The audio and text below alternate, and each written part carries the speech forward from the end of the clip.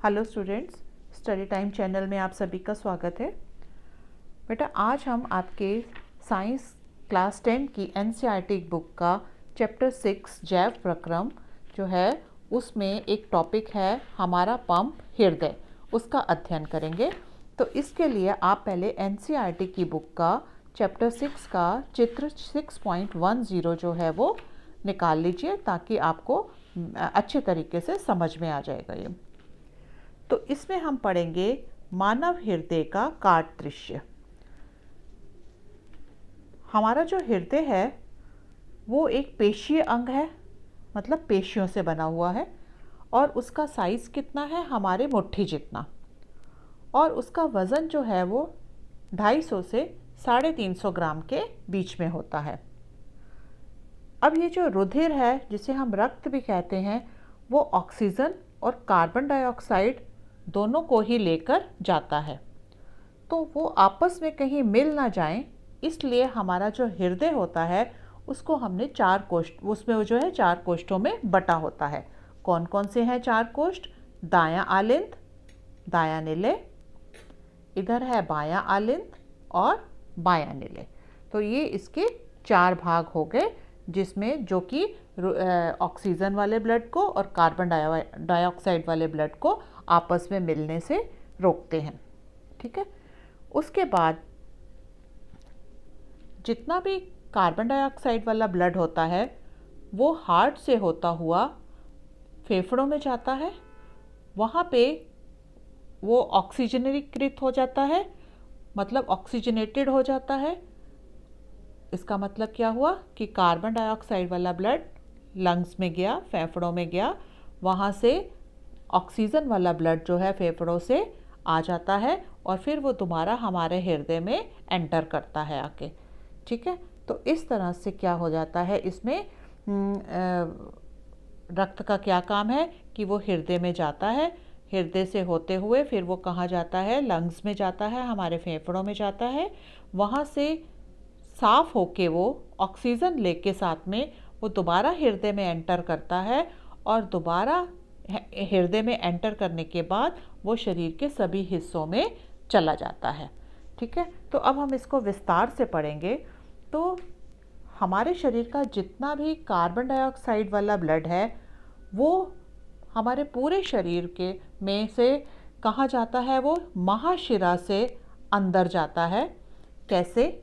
जो हमारे शरीर का ऊपरी भाग है वो तो ऊपरी भाग से महाशिरा है, यहाँ से सारा कार्बन डाइऑक्साइड वाला ब्लड जो हमारे शरीर के ऊपरी भाग है वहाँ से इधर से उस अंदर जाता है, और जितने हमारे शरीर के निचले भाग हैं वहाँ से जो कार्बन डाइऑक्साइड वाला ब्लड होता है वो यहाँ से इधर से एंटर करता है। अब ये क्या है, हमारा दायां आलिंद। तो ऊपर से भी ब्लड आ रहा है, यहाँ से भी ब्लड आ रहा है, सारा ब्लड जो है यहाँ पे इकट्ठा हो गया। ठीक है। उसमें क्या होता है, जब फिर ऊपर वाला दायां आलिंद जो है वो संकुचित हो जाता है, मतलब थोड़ा कॉन्ट्रैक्ट होता है, इकट्ठा हो जाता है, सिकुड़ जाता है, तो क्या होता है, ये ब्लड जो है कार्बन डाइऑक्साइड वाला ब्लड इधर आ जाता है। ठीक है। ये फैल जाता है और ये संकुचित हो जाता है, तो सारा ब्लड जो है वो इधर आ जाता है यहाँ पे। ठीक है। इसमें इकट्ठा हो गया। अब इसमें जब इकट्ठा हो जाता है तो यहाँ से ब्लड कहाँ जाता है, यहाँ, ये देखिए ये जा रहा है। ये किधर जा रहा है? फुफ्फुस धमनियों से लंग्स में चला जाता है ये। ठीक है।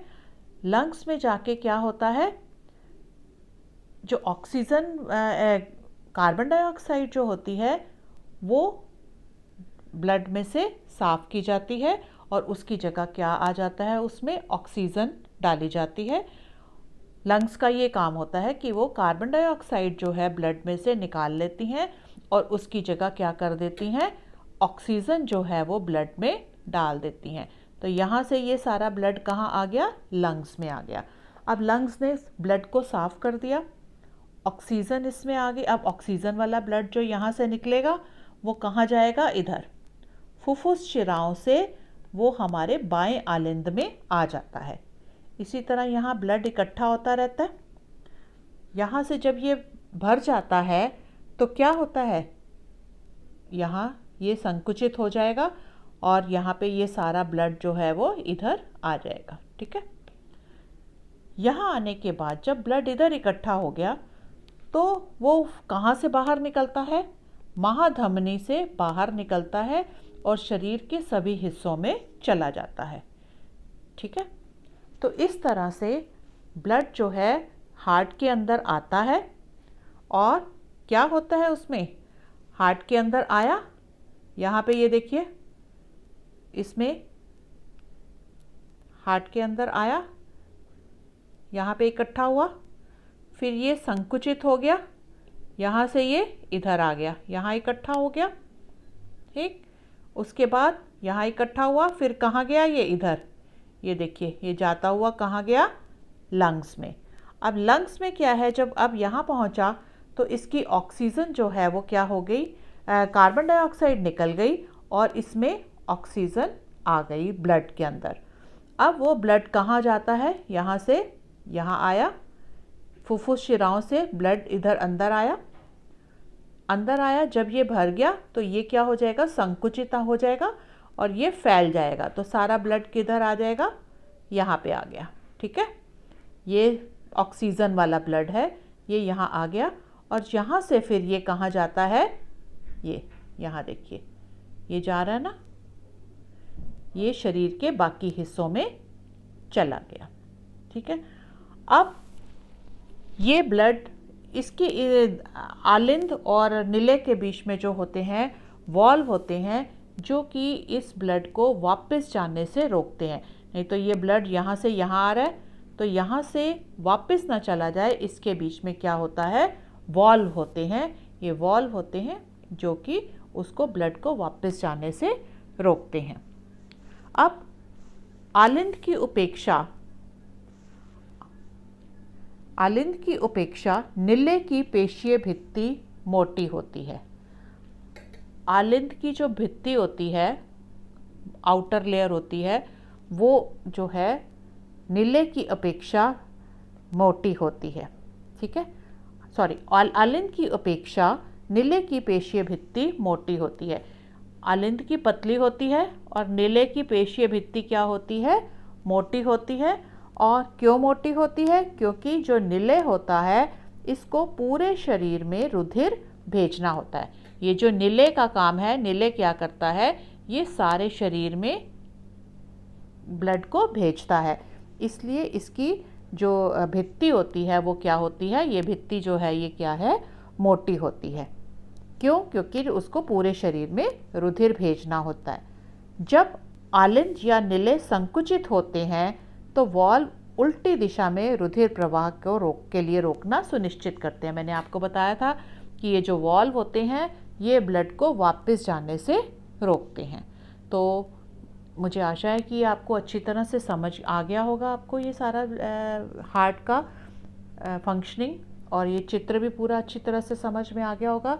तो बेटा आपके इस बारी जो है मल्टीपल चॉइस के क्वेश्चंस आने हैं फर्स्ट टर्म में, तो एक हार्ट में से बहुत तरह के क्वेश्चंस आपके बन जाएंगे। तो आपने क्या करना है, अपनी जो एनसीईआरटी की बुक है उसको अच्छी तरह से एक एक लाइन जो है वो पढ़नी है आपने, और उसमें से कई जो है क्वेश्चंस के आंसर आपको इन सब में मिल जाएंगे। क्वेश्चन कितने तरह के आ सकते हैं कि इसका जो है हमारा हृदय है उसका वेट कितना है, उसका वज़न कितना है, 4 ऑप्शन दे दिए जाएंगे। अगर आपको मालूम है कि 250 के 350 है ग्राम उसका वज़न है तो आप उसका आंसर आसानी से दे सकते हो। फिर दूसरा, इसका साइज़ कितना होता है, कोई मुट्ठी के आकार के बोलेगा, कोई किसी गेंद के आकार का बोलेगा, तो 4 ऑप्शन आपको दिए होंगे। लेकिन अगर आपको मालूम है कि उसका हृदय का साइज़ जो है मुट्ठी के आकार का होता है तो आप तुरंत जो है उसको टिक लगा सकते हो राइट आंसर पे। इसी तरह कि मनुष्य का हार्ट जो है वो 4 कोष्ठकों में बटा होता है, 3 में, 2 में, 1 में, आपको 4 ऑप्शन दिए गए होंगे। लेकिन जिस बच्चे ने ये अपना अच्छी तरह से इसका स्ट्रक्चर समझा हुआ है, देखा हुआ है, तो वो बता सकता है कि ये 4 भागों में बटा होता है। ठीक है, फिर आपको मतलब इस तरह से आपके कई मल्टीपल चॉइस क्वेश्चंस जो हैं वो यहाँ से आप कर सकते हो। तो इसके लिए आपको ये जो मैंने समझाया ये अच्छी तरह से आना चाहिए। अगर नहीं समझ में आता तो कमेंट बॉक्स में आप कोई भी क्वेश्चन डाल के मेरे से पूछ सकते हो। तो आशा है आपको ये वीडियो अच्छी लगी होगी।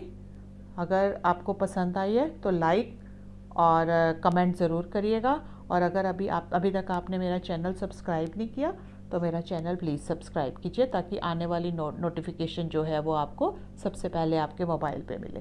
थैंक यू बेटा।